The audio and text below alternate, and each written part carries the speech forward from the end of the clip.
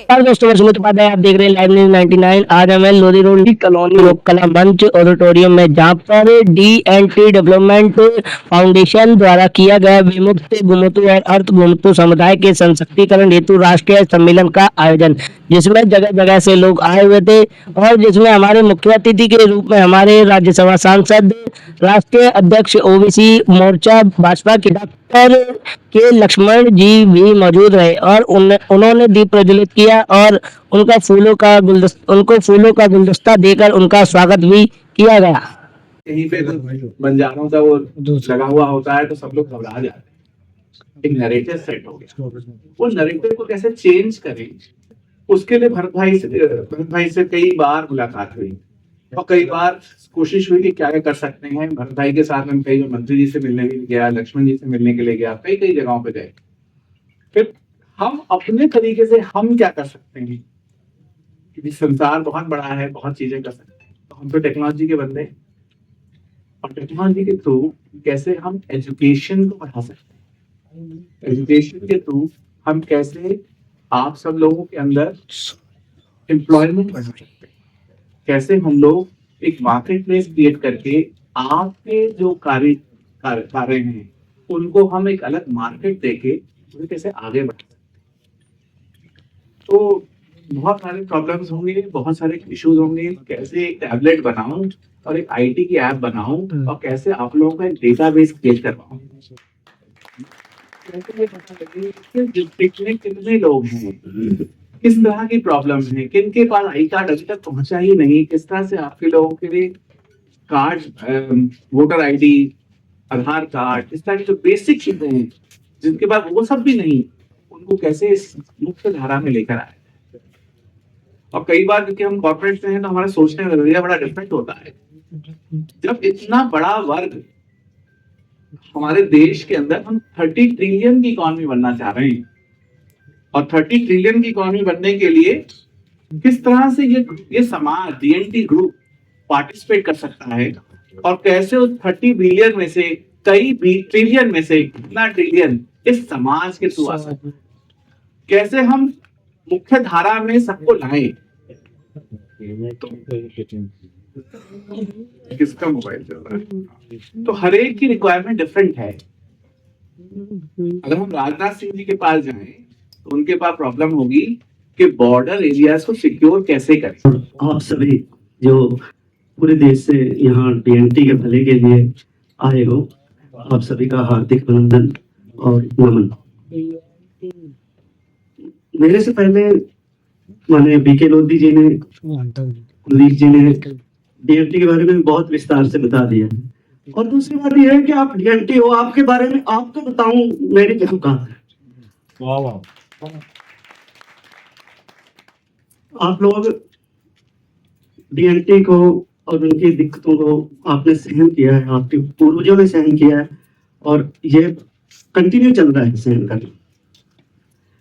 लोधी जी ने बहुत विस्तार से बताया कि संविधान में कैसे इनजस्टिस हुई है हमारे साथ, इसको कैसे सुधारा, और मंच में विराजमान पटनी साहब, गुग्गे साहब, ऋषि जी इसको सुधार सकते हैं। अभी आंध्रा से भाई बता के गए हैं, प्रमाण पत्र नहीं बन रहे, सर्टिफिकेट नहीं बन रहे, बिग प्रॉब्लम है। लोधी साहब ने बताया है कि ब्यूरोक्रेसी नहीं बना रही। भाई ब्यूरोक्रेसी की क्या औकात है कि वो ना बनाए? वो नौकर है किसकी? जिनको आप चुनकर भेजते हो संसद में। डी&टी का प्रमाण पत्र है ना जी, अगर हमारे नेता चाहे तो पर स्टेट में बन सकते हैं, सेंटर से क्यों नहीं? उसको पोर्टल पे सेंटर पे डालो तो स्टेट नहीं मान रहे, स्टेट नहीं मानते। कहीं सरकार एंटी पार्टी की होती है, वो नहीं मानते, हजारों लेटर लिखते हैं, अधिकारी अपने मिनिस्टर का कहना मानते हैं, नहीं मानते। लेकिन केंद्र तो बना सकती है भाई, केंद्र अपना पोर्टल जारी करे, सभी स्टेटों को आदेश दे। ये जितनी योजनाएं हमारे बेनिफिट के लिए बन रही हैं, सीडस योजना, कोई भी योजना, क्या हम उसका बेनिफिट ले पाएंगे? नहीं ले पाएंगे। State, I'm doing the state president for AIDC, All India D&T Development Council, state president. and I have the lot of experience about our DNT's problems. Doing last 10 years for our DNTs. But in my Andhra Pradesh, so many problems are there in DNTs.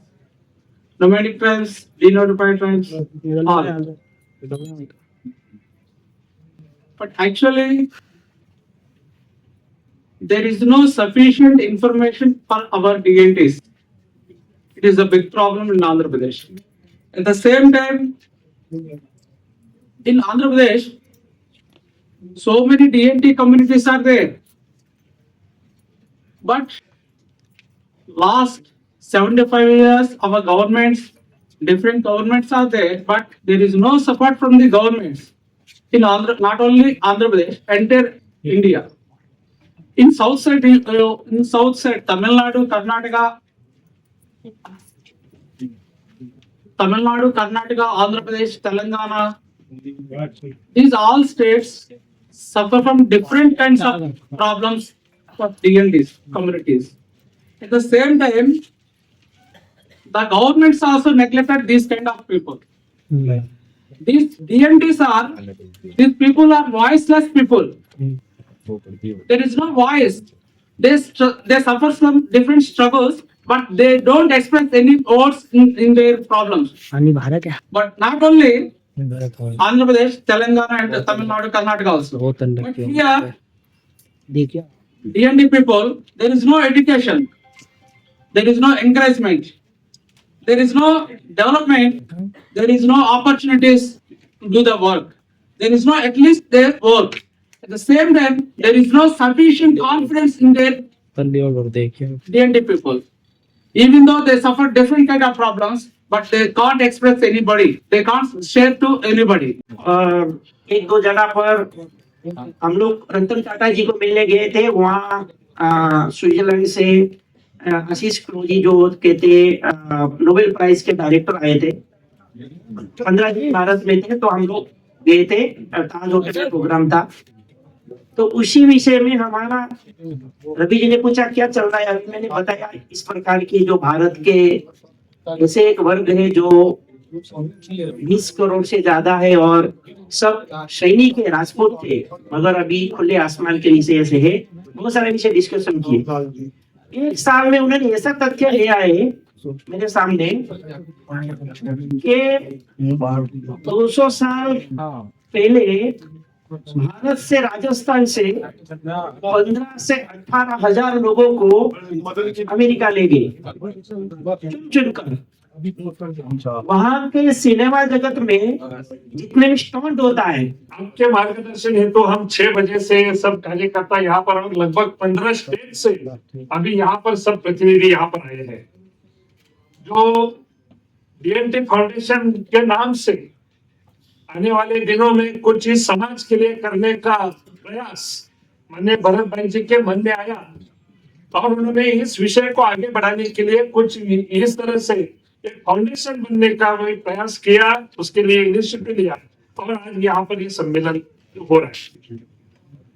वैसा तो हम सभी का दर्द है वैसा कि जिस अंग्रेजों ने, इसके पहले भी बात आई कि एक स्पेशल एक्ट बनाकर हमको गुनहगार बताया गया कि जो क्रिमिनल ट्रायल एक्ट बना।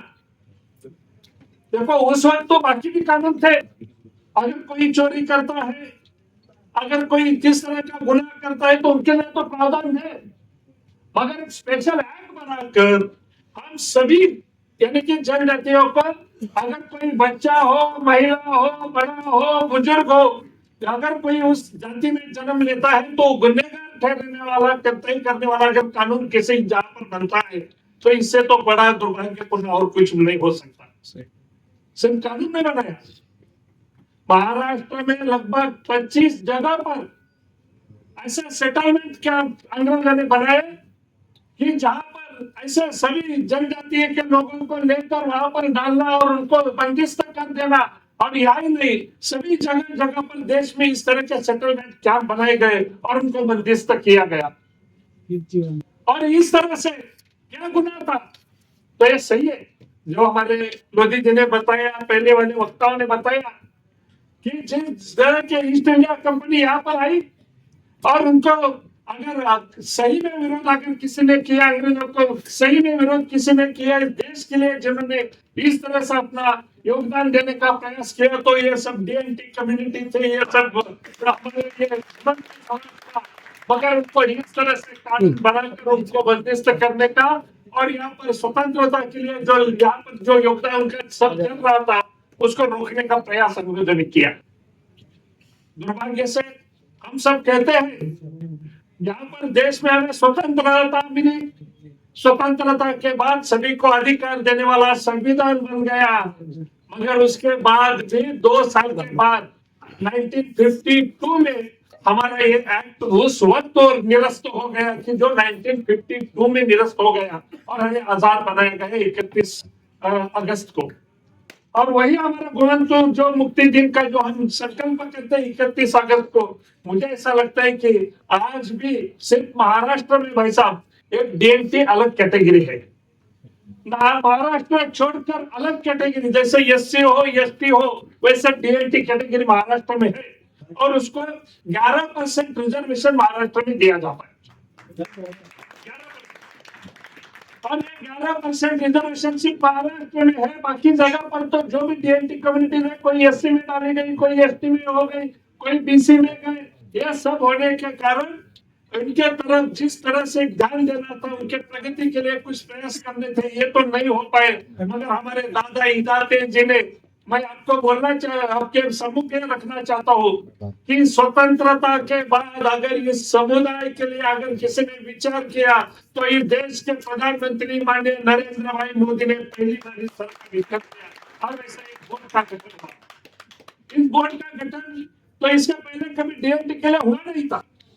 वंदे वंदे सभी को नमस्कार। मंच पर आसीन हमारे भारत भाई, जैसे प्रवीण जी ने बताया, लगातार अपना जीवन समर्पण करके इस समाज के उत्थान के लिए जो काम किया जा रहा है भारत भाई जी ने, और हमारे ऋषि भटनागर जी, प्रवीण जी को भी हमारे अभी बताया जा रहा है, विद्यार्थी परिषद से जुड़े हुए, महाराष्ट्र से आए हुए, इस समाज के उत्थान के लिए वो भी कटिबद्ध है। कुलदीप सागर जी, चित्तरंजन जी, वेंकट जी, जगन्नाथ जी, जयसिंह पाल जी, लगभग 15 राज्यों से आए हुए हमारे डीएमटी विमुक्त भूमंत और अर्ध भूमंत समुदाय के भाइयों बहन, सबसे पहले मैं क्षमा चाहता हूं क्योंकि जब से भारत भाई जी मुझे मिले, शायद 6 महीने पहले मिले थे, गोमंतु समाज के उत्थान के लिए जो समर्पित कार्यकर्ता के नाते जो काम किया जा रहा था, मेरे आवाज पे भी बाद में आए, चर्चा किए। मैं भी राष्ट्रीय ओबीसी मोर्चा अध्यक्ष के नाते उनको आश्वासन दिया था, जरूर आपके साथ मैं काम करने के लिए तैयार हूँ। और हमारा पार्टी भी समाज के अंदर जो पिछड़े, वंचित है, दलित है, शोषित है, आदिवासी है और अत्यंत गरीबी जो है, उनके हित के लिए काम करने वाले, सिद्धांत के आधार पर चलने वाली पार्टी भारतीय जनता पार्टी। इसलिए हम मान के चलते हैं कि अंत्योदय माने समाज के अंदर गरीबी से अति गरीब जो व्यक्ति है, अंतिम व्यक्ति है, उनके हित के लिए काम करने का हमारा सोच है और हमारा विचार। अभी मैं बताया, आपके समाज के जितने भी मसले हैं, ये तो कई दशकों से अन्य राज्यों में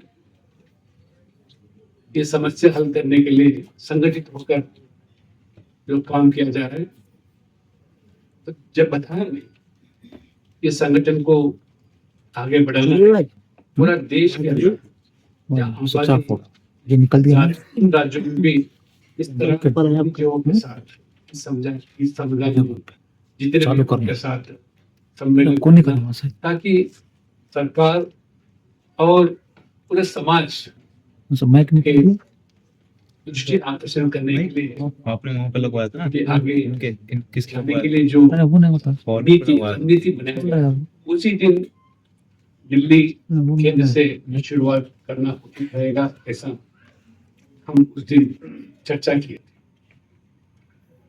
और जब सदन यहाँ चलने का दिन तय होगा तभी बताएंगे 30 तारीख को करना उचित रहेगा, वो शाम के समय पे।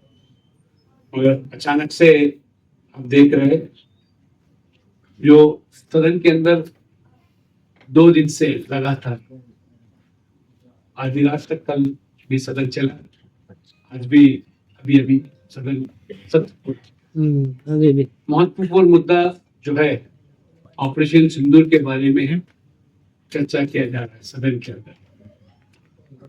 हमें पता है पहलगाम में हमारे माँ बहनों का जो सिंदूर बिठाया गया आतंकवादियों ने पाकिस्तान प्रेरित, किस तरह हमारे सेनानी ने और मोदी जी के नेतृत्व में सरकार सख्त कदम उठाकर आतंकवाद के गड्ढाओं को पाकिस्तान में किस तरह ध्वंस किया गया, ये पूरा समाज और देश जानती है। इसीलिए जब उसके ऊपर चर्चा हो रहा तो मुझे भी बोलने का अवसर पार्टी ने दिया। तो समापन भाषण हमारे आदरणीय गृह मंत्री अमित शाह जी का था और उनको सदन में रहना हमारे आदेश था पार्टी का, इसलिए मैं इसलिए आपसे क्षमा चाहती हूँ क्योंकि दूर दूर से लगभग 15 राज्यों से आए हुए ऐसा बता रहे भारत जी ने, इसलिए मैं क्षमा प्रार्थी हूँ। और इसके अलावा मेरा बगैर अनुमति का हमारा प्रदेश का ओबीसी का भी बड़ा सम्मेलन आज दिल्ली में किया जा रहा है, और मुझे एक मुख्य वक्ता का रूप में वहां पे बुलाया गया, तो मैं भला चलो वहां तो हमेशा हम तेलंगाना से मिलते रहते हैं, सदन पूरा होने के बावजूद तुरंत हमारा हिंदू समाज इतने दूर से आए, 15 राज्यों से आए, मैं उचित समझा, इसलिए आपसे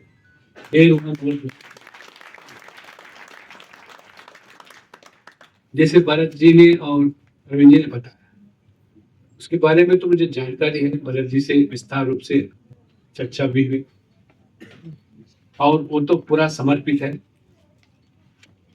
राष्ट्रीय स्वयंसेवक संघ से जुड़े हुए व्यक्ति, तो तभी मैं उनको वादा किया था इसके समाधान के लिए मैं भी आपके साथ जरूर खड़ा होऊंगा। और इस संसद के नाते और जो हमारा भारतीय जनता पार्टी केंद्र में नहीं लगभग 20 राज्यों में हम आज सत्ता में,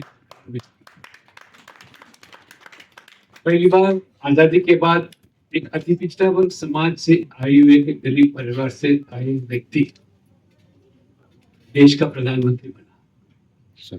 एक बार नहीं, 2 बार नहीं, 3 बार, चौथी बार भी बनी। इस देश के इतिहास में अति पिछड़ा वर्ग समाज का व्यक्ति तीसरी बार प्रधानमंत्री बना, वो मोदी जी से संभव हुआ, इसीलिए कि 140 करोड़ आज देशवासियों ने मोदी जी का समर्थन करने से ये संभव हुआ। लोकतंत्र के माध्यम से एक गरीब परिवार से एक चाय बेचने वाले व्यक्ति देश का प्रधानमंत्री बनना, इसलिए मोदी जी ने गरीबों के हित के लिए 11 साल से लगातार इस तरह काम किया जा रहा है, आप लोग जानते हैं।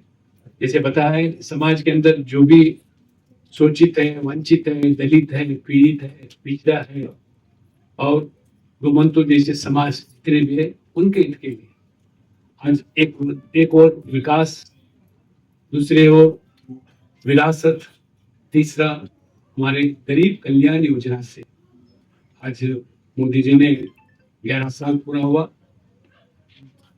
लगभग 45 लाख करोड़ रुपए गरीब कल्याण योजना के नाम पर।